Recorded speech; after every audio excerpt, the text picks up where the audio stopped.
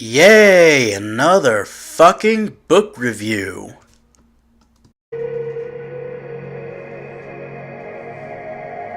Hello everyone, Bookcore98 here, and it's time for another book review. And today we will be looking at The Second Treatise of Government by John Locke, one of the most important people during the Enlightenment and also a heavy influence of the Founding Fathers of America. Now, before we review this book, it is custom that I go over the biography of the author, if I have not yet reviewed one of the works yet. Now, John Locke was born on August 29th, 1632, in Rington, Somerset, England. If I pronounced Rington wrong, I'm sorry. He grew up in a Puritan household. His father was a lawyer and a military man who served during the English Civil War, and due to his connections, his son John received a top-notch education. Around 1647, John enrolled at the Westminster School in London, where he earned his distinct honor being named a King's Scholar. In 1652, Locke attended Christ Church in Oxford, which was known to be a prestigious school. There, Locke would immerse himself in logic and metaphysics, and after he graduated in 1656, he would come back to Christ Church about 2 years later to work for a Master's of Arts. There he would be elected a Fellow of the Royal Society and graduate with a Bachelor's of Medicine in 1674. Later he would meet a man by the name of Ashley Shaftesbury, who would later persuade him to move to London. Ashley would later influence John Locke on political issues. John would write on politics that would influence the later Enlightenment writers and activists such as Voltaire, Thomas Jefferson, and so on. Personally, I would prefer the radical half of the Enlightenment, such as the Jacobins, but that's another time. I really do need to make a video on the Jacobins. John would later die on the 28th of October in 1704 at the ripe old age of 72. Okay, so this book has 19 chapters, which most of them being short, so this video will be broken up in 6 parts. Now, without further ado, let us begin.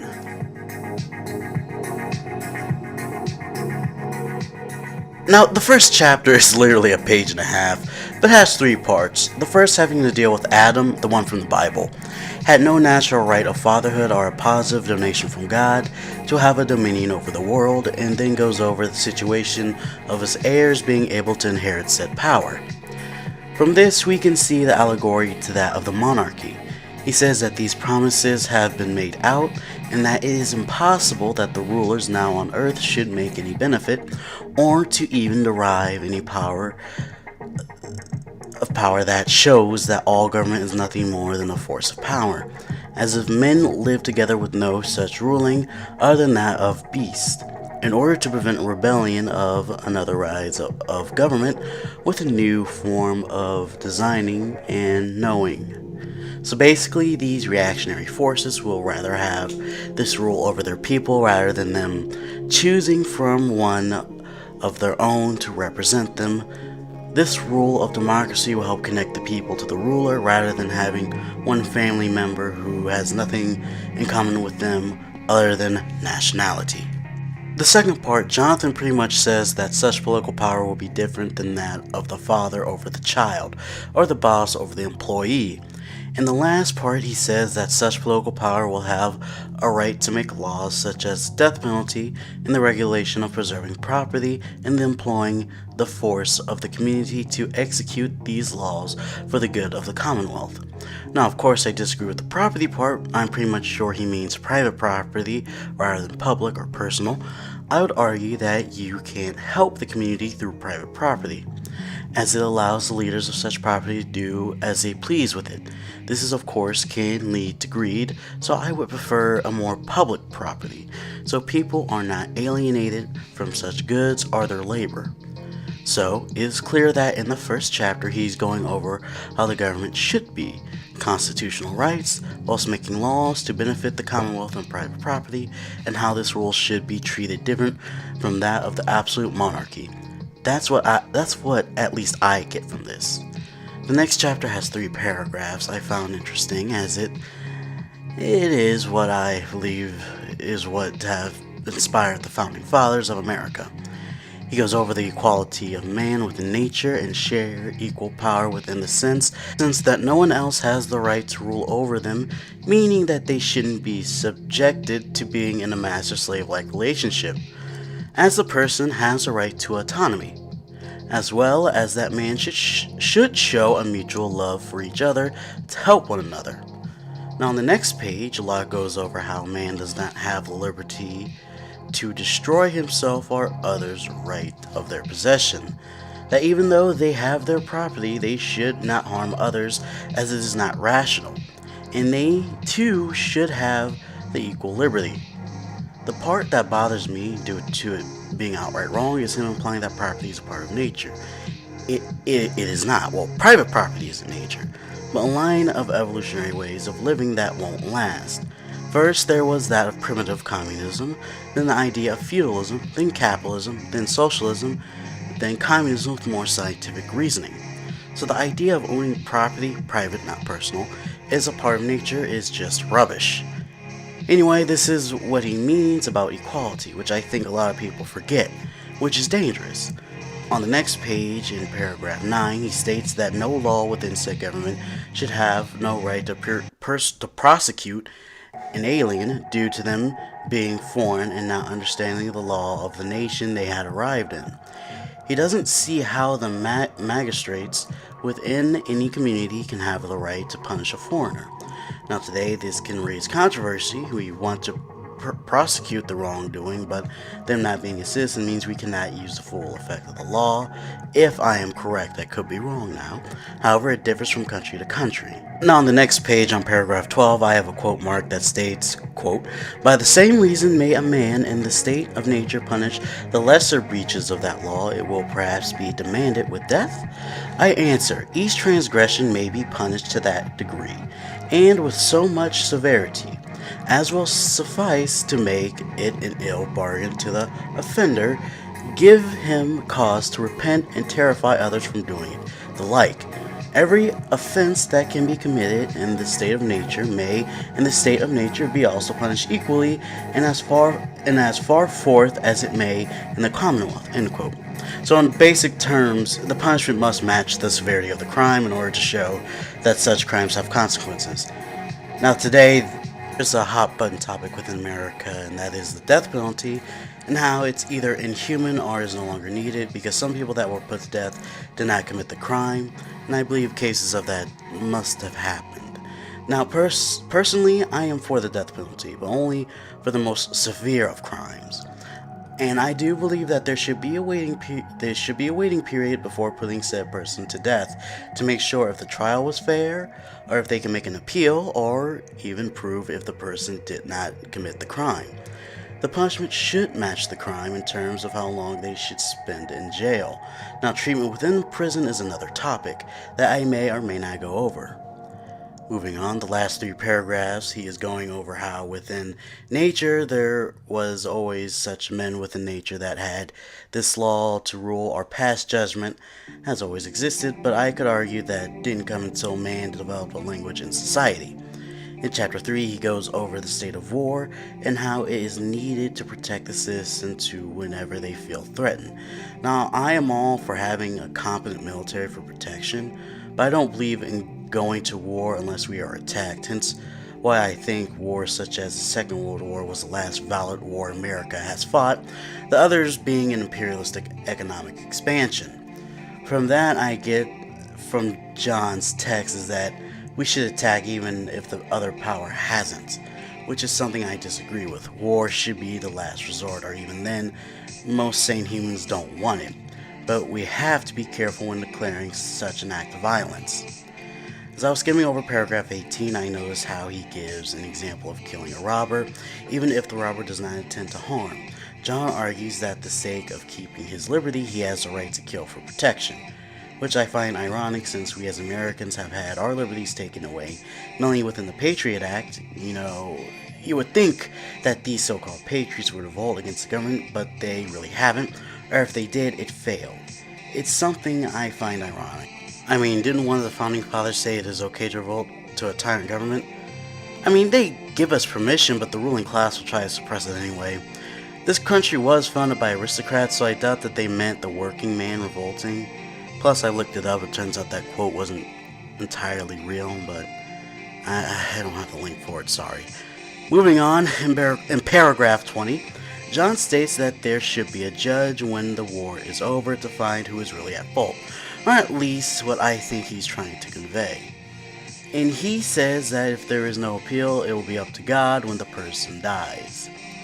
On chapter 4, he goes over slavery. John is actually ahead of his time since he considers slavery to be arbitrary. He also states that slavery is nothing more than a continued state of war between, a master and a conquered person. And I have to say, he is right. Slavery is nothing more than a continued war between the parties to show dominance over another, which is wrong due to it being illogical. We know that because this creates issues for relations between man, it will hold us back from progressing. It's just not ethical. Chapter 5 is where he talks about property. Now his view on it whilst I was rereading this is quite interesting. He says that man has a right to property, it's in quotes by the way, through men in common, so we can take advantage of this. On paragraph 26 he states that, quote, "Through the earth and all inferior creatures be common to all men, yet every man has a property in his own person. This nobody has a right to but himself. The labor of his body and the work of his hands we may say are properly his." End quote. From what I can take from this is that he is talking about personal property, not private property, at least from the first half of it. As for the labor part, I can agree with him, as is the labor you produce is that of extension of oneself. Marx stated that in commodity fetishism, actually I think it's from his theory on alienation if I'm correct, one is entitled to their extension of their own labor as they produced it. As for personal property, that's okay too, it's personal and not private.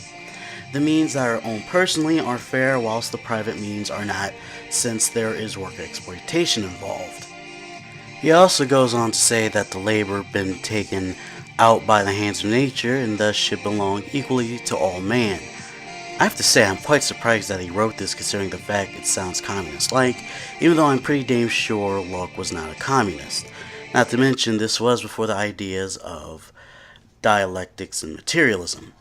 Jonathan even says that God gave this earth for man and that he did intend for us to use it for our own survival and benefit, so it is okay that we have industrious society so that we can labor on it and help each other, which is something I think some Christians forget. However, he does say that a private dominion is necessary, but he makes it sound as if in the private property the workers are entitled to their work, which he is wrong. In the 46th paragraph, I have a quote marked stating that the things that are most wanted will tend to be the things that will be reduced to the point of decay. So, what I take of this is that we have to be careful when it comes to consuming objects. Most, if not all, are finite, thus limiting them, so we should be cautious of not overusing said objects. The next quote I have marked basically just says that a man gathers fruits and acorns, and that as soon as he gathered them, he would have to use them or else he would take more than his share, thus stealing from the community. This is just saying that people should only receive a fair share in order to get by, rather than take as much as they want in order to create a more suitable environment. The last quote I have marked was basically all paragraph 47, where he states that man later invented money in order to exchange goods without using perishables. Now chapter 6 goes over the powers of parental figures. Now one of the quotes I marked was all of paragraph 54, which states that what Locke means by equality is that of equality of rights and jurisdiction. Man should be treated equally to that they should have the same status, meaning rules and the way they are treated under the law, so we have a sense of fairness and a just society. I am also sure that this is what we mean within Marxism as well. All are equal under the law and should have the same rights, as well as the same status, but that comes later within the scientific reasoning under communism.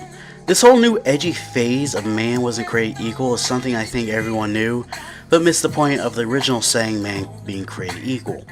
He does give the reasonable explanation that parents have rule over their offspring in order to care for their offspring and basically prepare them for the real world. That's pretty simple. He also tries to justify that a person who has no understanding of will, or if they cannot take care of themselves, it is fine to prescribe someone to will for them, to help understand. Which is again reasonable enough. Some people are just unable to take care of themselves, and they must have someone to help them. The next quote I have marked as somewhat interesting, or is, to me at least. Quote, "The freedom then of man and liberty of acting according to his own will is government on his having reason, which is able to instruct him in the law he is to govern himself by, and make him known how far he is left to the freedom of his own will." End quote. As I stated earlier, man does have a right to autonomy, but I believe that his autonomy should be used to benefit the collective force, meaning that man should serve the society. As you know, I am pro-collectivism, but I do agree that man should have some autonomy. For the rest of the chapter, he goes on justifying the parental authority, which is fine, but one should question the parent at some time or another, especially if it's an abusive relationship. The 7th chapter, he goes over the political and civil society. One of the many things I have marked in this chapter goes over how when it comes to master-slave relationship, it is outdated and no longer needed. However, if man is willing to work for someone for a wage, it is fine. Now, of course, I'm against the wage system. I am for a meritocracy, or basically something that people get paid for the amount they work. Plus, it furthers the idea of wage slavery, if we keep the wage system, where you are basically just renting someone to do your work or a job. Now, at the time he wrote this, it was needed. Like the laws of nature, capitalism had to come in order to evolve from feudalism, and this was needed during his time. However, today, with living in the late stage of capitalism, with some predicting its end coming in 2060, it is not very much needed. Kind of why I don't like the idea of increasing the wage. It is not because I think it will hurt the economy or some bullshit like that. I mean, it probably would hurt the economy, but the thing is, if we stop sending so much money to Israel and spend less on our military complex, we would have, enough room. We have to care so much for our military that's just, invading other countries for economic purposes. Don't care about the workers who are having a hard time paying rent, medical bills, and paying for an education in order to get a better job. No, fuck that. We have a military complex to keep intact. Okay, so on the next two lines I'm after, basically John repeating himself, or it sounds like he is repeating himself. And what I mean by this is that I could have sworn he said similar things in the first chapter. In the first half of paragraph 87, he states that man has been born into freedom and equal rights like any other man within nature, but if someone tries to inhibit it, it shall be judged and punished. On the first half of the 88th paragraph, he says that the Commonwealth will be responsible for punishing said person with the law. However, I guess it is different because he means property, so maybe it might be different than earlier, but I just can't help to think he just happened to repeat himself. On the next page, on paragraph 90, Locke states that the absolute monarchy, not the constitutional monarchy, is inconsistent with civil society and therefore is not needed. She is right. Monarchy is very well obsolete. We don't need kings and queens anymore. We need democracy. And how one goes about it is something else, but kings and queens are a relic of the past that prevent the people from moving forward. And what I mean by that is that the ruling elite will make sure that people will be their own slaves in a way through wage labor and alienating them from their own means of production. For the last line I marked, it is something important. He says for anyone trying to use absolute force to purify man's blood will see in history that it does not work. And to be honest, he is half right. I say half because if you ignore the material conditions that play into how we act, we will see that trying to purify people is nothing more than idealism and not a feasible goal. The chapter is about the beginning of political society.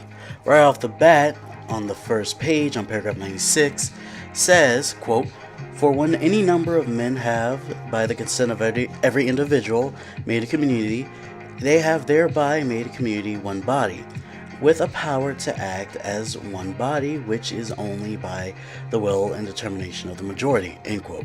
So this is him basically saying that a community of a group will be the will of the people and therefore determine what will happen under society.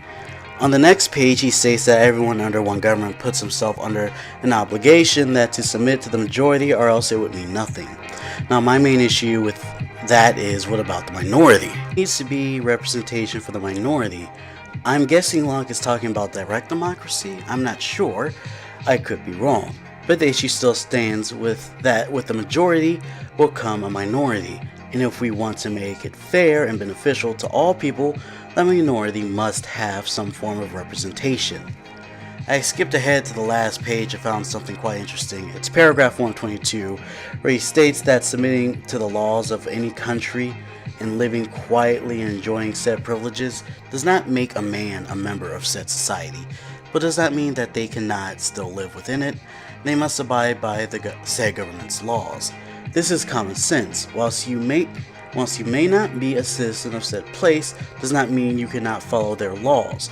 You must, since you are a guest, or else you'll turn out like that kid in Singapore back in the 90s, or that American kid who possibly committed suicide in the DPRK since he had committed vandalism. He then ends the chapter off with saying that if the people comply and promise with a positive engagement, then they are a member of any commonwealth. Okay, so chapter 9, he goes over the ends of the political society and government, and this is a really short chapter.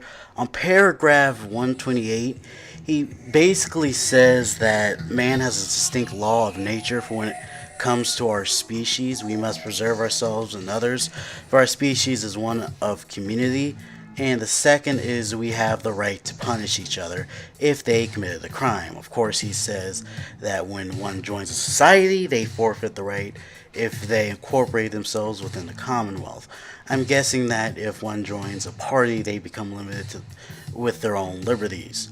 On the 131st paragraph, he says that when man gives up their equality, liberty, executive power that they had within nature, they thus give up their property, which is ridiculous because property in a private sense isn't nature.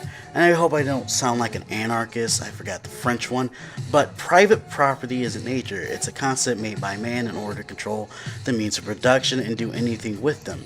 So this is pretty much asinine. Chapter 10 is about a page long. It's about the forms of the Commonwealth. In the first paragraph, he goes over the difference between the ruling types of the monarchy, oligarchs, and elective monarchy. That goes on to say when it reverts back to them, I'm guessing he means majority or the people, they have the power to form a new government and will depend on the supreme power of the legislative and gives them the power to make the laws. On the next page, he reiterates that when he means commonwealth, he does not mean democracy, but an independent community such as that of a city. What he means by commonwealth is what King James meant, and that if you are displeased with it, you can change it. Of course, the argument I make is, what if you can't change it? What if a select group of people manage to have an amount of power to influence where they can keep it as is, meaning if they are bought by another group of people, the only way to change it then is through violent means, is it not? Because we see how trying to change the system doesn't work unless there is an agitated mass of people backing it. So why do this to change bullshit when it doesn't work? In chapter 11, John talks about the extent of legislative power. There is one part I found important when I first read this. It's on paragraph 138. He says the Supreme Court, or ruling legislator, should not have the power to take any part of man's property, which I disagree with. If the property needs to be nationalized for the benefit of the people, so be it. I sound like a broken record, but private property is not part of nature. Public property is. But then again, this was before communism. Well, I know it's before Marxism at least, and this was a time where private property was needed, so I digress. Plus, this was the third point he was going over. The first was how the legislative has the power, the individual does not, so they can enforce the rules. Second, the legislative power cannot assume authority itself. It must follow the already existing laws and known judges for the laws of nature, and should defend the rights of property of men. And the last part I had marked pretty much just says that taxes should be voluntary, but I say bullshit because everyone should pay their fair share for a healthy community, but the poor should pay little whilst the richest should pay the highest. Taxes wouldn't be an issue if the means of production were publicly owned and people got their value from said work, so taxes wouldn't really be needed all that much, or at least that's what my Nigerian friend told me. Anyway, moving on. Chapter 12 goes over the legislative, executive, and federal powers of the Commonwealth. And this is another short chapter, being around 4.5 pages. Locke argues that both the powers of executive and legislative should be separate. One group of people execute the law whilst the others come up with it. This is to help prevent disorder or even full-blown totalitarian rule where the leader has little to no balance on power. 13th chapter talks about the subordination of the powers of the Commonwealth. Okay, so now I got this info from Spark Notes. I'm telling you this because 1, I was bored, 2, I made no marks, so I've decided to read the summary, so I am sorry. I felt like I cheated. And this is the only chapter I did on it. So anyway, it states that even if the legislative power, the people still remain supreme and have the right to alter and demand change of said law. He also states that just because the executive power is higher than that of the legislative power does not mean it is in control of it. For most likely the reasons I stated in my last part. Lastly, he just goes over how it is important of when a population changes, so should the number of representatives as well, which is logical since they can cover the issues of said population. In chapter 14, Locke goes over prerogative. He's basically saying that in this chapter that the prerogative is important, so the said person or group can do the good for the people. Now, where I stand on this is that I don't mind a prerogative, but the person must be completely honest about it. If you think I'm wrong on this, feel free to correct me and I will hear you out. In chapter 15, John goes over parental, political, and despotical, I cannot pronounce that right, power altogether. Again, he goes over the parental power is to protect the offspring and repeats himself like he did in the earlier chapter. On political power, he goes over how it is justifiable to punish members of society that break the law in order to protect others' freedom. And as for despotic power, he says that it's just an arbitrary rule of one man over another. Locke does say if the person has this rule over another, they are in a state of war, as he mentioned in his chapter about slavery. From what I take of this part is that he argues that man should not allow another man to control him. No shit. Locke then reiterates that nature gives us the power of each of these, such as parental to look over the minority, the political for the property, and despotic is forfeiting their property. In the 16th chapter, John goes over the subject of conquest, and I have 3 things selected. Now, I took the first half of paragraph 183, so this isn't the whole paragraph but just a sentence. Quote, let the conqueror have as much justice on his side as he could be supposed. He has no right to seize more than the vanquished could forfeit. His life is at the victor's mercy, and his service and goods he may appropriate to make himself reparation, but he cannot take the goods of his wife and children. They too had little to the goods he enjoyed in their shares in the estate he possessed. End quote. Now, I see this as a justification for imperialism, but I can see how this can work on the defensive end. I am not going to lie, the age of conquest is no longer needed, or at least on Earth, and conquering space is still out of reach or just too idealistic.